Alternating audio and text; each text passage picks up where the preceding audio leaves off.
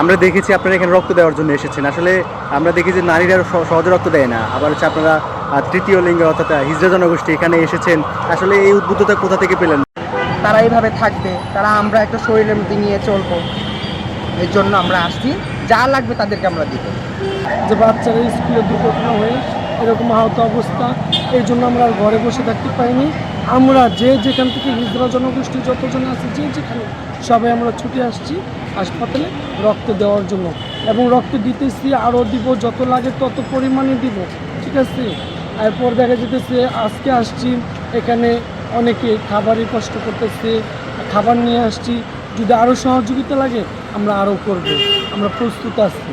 এই যে এই মানব সেবাটা আসলে কিভাবে উদ্বুদ্ধ হলেন এটা মানব করতে? সেবাটা ভাইয়া মনে করেন মানুষ মানুষের জন্য।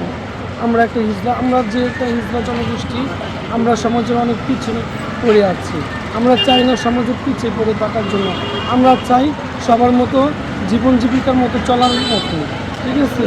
তাহলে ভাই আমরা মানুষের কষ্ট দেখে আমরা ঘরে থাকতে পাইনি, আমরা আসছি এখানে, যত পরিমাণে লাগুক আমরা দিতে প্রস্তুত।